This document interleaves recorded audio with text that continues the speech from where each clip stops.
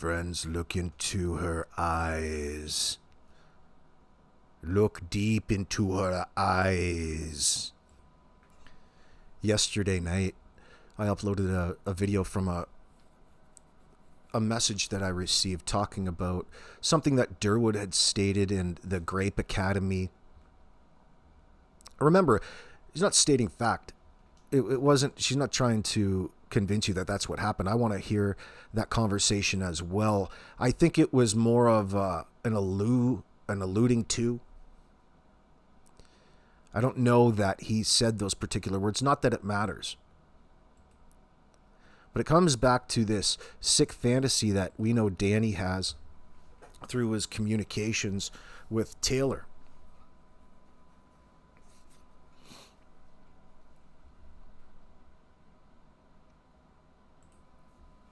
And the 65 million people doing it worldwide comment. I'm not sure how she got that, but it had to have been referred to how many hits the website had in that sense. So I don't want to screw anybody up in their mind. What I did want to do is make a brief video talking about Danny's Grape fantasies in that sense.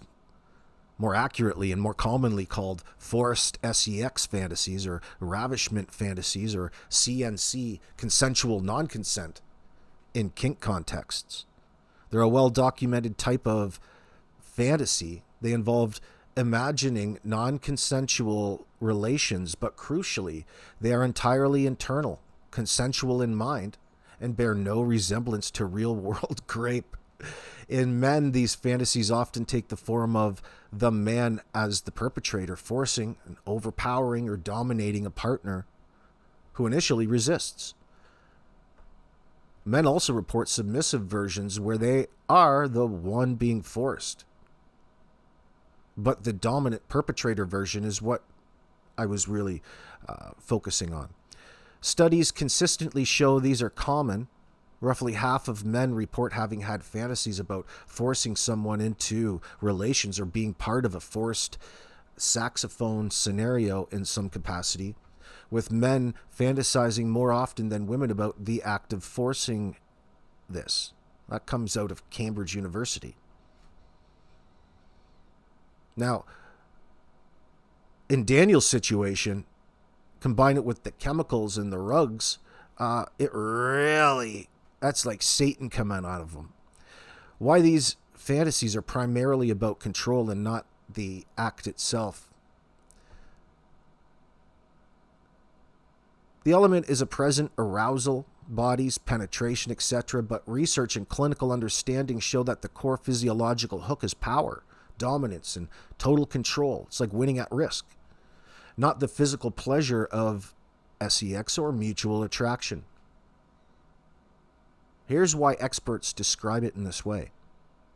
The thrill comes from the absolute authority.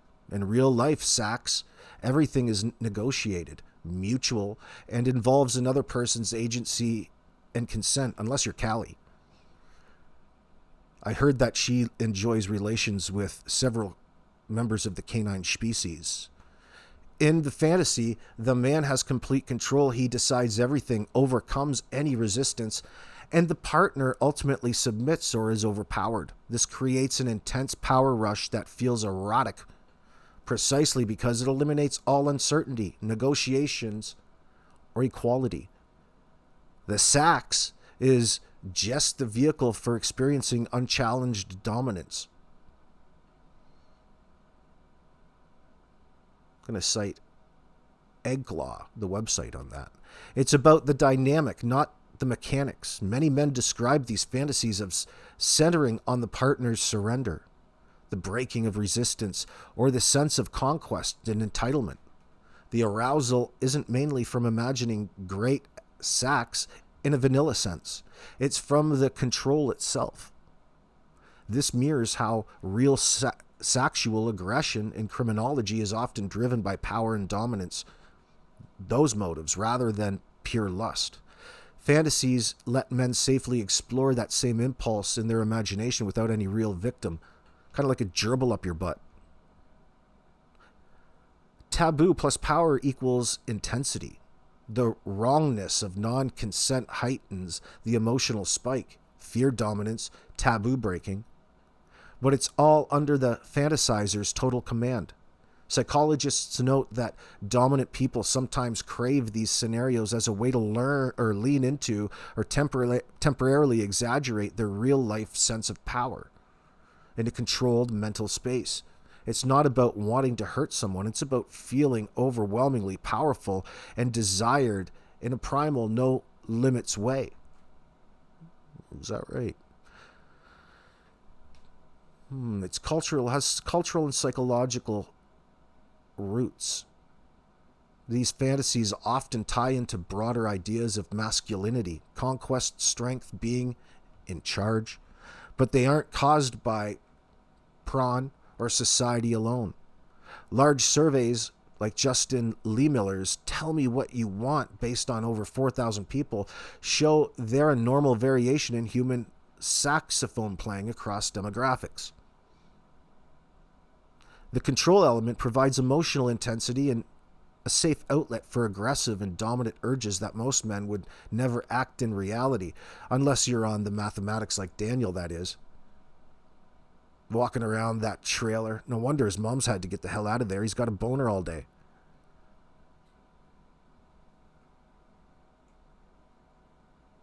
Now, here's some important clarifications. Fantasy does not equal a desire for reality. The vast majority of men who have these fantasies have zero interest in actual non-consensual sex. They are fully aware it's a mental construct. In fact, many men with strong dominant fantasies are the same ones who are highly respectful and consent-focused in real life, consent-focused. I guess for clinical reference, it's important to say that. Oh, put that on your profile. I'm going to put that on my dating profile. I'm consent-focused only in real life, because the fantasy only works when it's completely safe and imaginary. Acting it out as CNC Grape play only happens with explicit, enthusiastic partner who consent in safe words. Not all men have them. Tell me about it. And not all who do are the same. Prevalence is high but varies. Some men have them occasionally for the thrill. For a small subset with other risk factors, such as hostility towards women like Daniel, or hypersexuality like he has when he's on those substances, aggressive fantasies can sometimes overlap with problematic attitudes. No problems with their attitudes around there, but this is the exception, not the rule, and doesn't mean the fantasy itself causes harm. Oh, women like Callie have them too, often more frequently as the victim role, especially when you involve canines. And the same logic applies. It's about surrendering control safely, not wanting real Grape. In short, many men Grape fantasies are less about the act and far more about the intoxicating feeling of total unrestrained control in a scenario where they are undeniably dominant. It's a common, non-pathological way the mind plays with power dynamics. Nothing more, nothing less. If this is something or you at home are exploring personally, or with a partner like Callie, the key is always clear communication, consent, and distinguishing fantasy from reality. That's a real problem in your life, Callie. Importantly, fantasies do not cause or predict real violence, sex violence. They are mental rehearsals of power dynamics that stay private or consensual for the vast majority of people. Some studies even link dominant fantasies in men to certain attitudes. But the fantasies themselves do not enable Grape culture when kept in the imagination or done consensually. So they say. That's in PubMed. Easily bought. Let's see. How the mathematics affects these fantasies. Daniel, this would be relevant in your case. The mathematics is powerful. It's a powerful stimulant that floods the brain with dopamine and epinephrine hijacking the reward system. It directly impacts a person's sexuality and impulse control in ways that can intensify or distort dominant fantasies. There's the hypersexuality and amplified arousal. The mathematics dramatically boosts drive, prolongs erections, delays orgasm, and creates marathon sessions, hours or days. It makes SX thoughts, obsessive, and fantasies feel more vivid and urgent.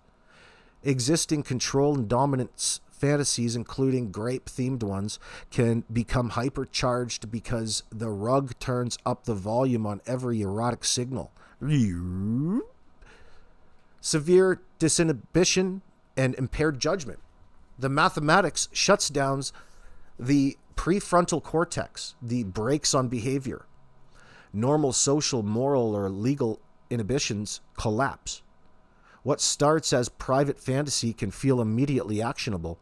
Empathy drops sharply. Partners can be objectified as tools for the user's pleasure and power rush.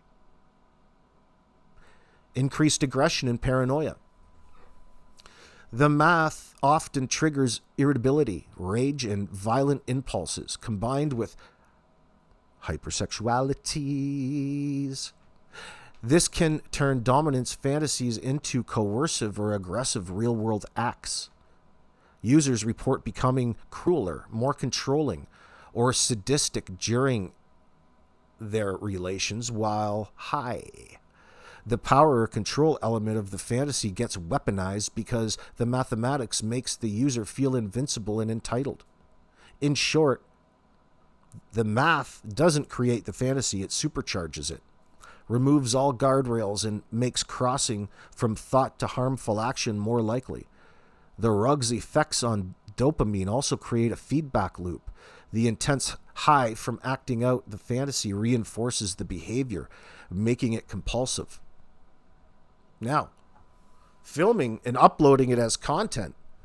This is where the math effects on control, disinhibition, and reward seeking become especially dangerous. Let me repronounce that. Disinhibition. What did I do? The power and control extension. Filming turns the fantasy onto something tangible and repeatable. The user now has permanent proof of dominance. They control the image, the narrative, and potentially the partner's reputation or safety. Uploading it online adds another layer. Public validation, further dominance over the audience, or even monetization. It keeps the high going long after the rug wears off. Now there's math-driven practical factors. The hypersexuality plus zero inhibitions plus paranoia often lead to users recording everything during binges.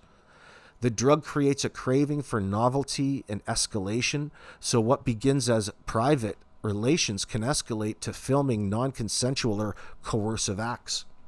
Uploading it to prawn sites, social media, or private groups becomes easy because judgment is gone and the dopamine hit from sharing feels like another rush. Some users do it for money, clout, blackmail leverage, or simply because the rug makes consequences feel unreal. Now, there's real-world risks and outcomes, isn't there, Danny? Like charges he's facing right now. This behavior is linked to revenge porn, non-consensual distribution, and documented cases of violence captured on video. Math-fueled sessions have been tied to increased reports of coercive control, assault, and the production or sharing of extreme content. The rug also damages long-term impulse control, so the pattern can become addictive even after the high fades. Now, the key takeaway from all of this is these fantasies in sober men are almost always harmless mental experiences about power dynamics. The math warps the brain chemistry so severely that it can push people from fantasy into real harm, both to others and to themselves. By destroying inhibitions, inflating aggression, and making control feel like the ultimate high. If this is something you're dealing with personally, As a user, partner, or concerned person, professional help from addiction specialists or therapists experienced in compulsive or compulsivity and substance use is essential. Really, therapists experienced in compulsivity and substance use is essential. Math recovery programs often address the intertwined S and violent patterns directly. Real consent and respect for boundaries are non-negotiable. Anything else is violence, not fantasy.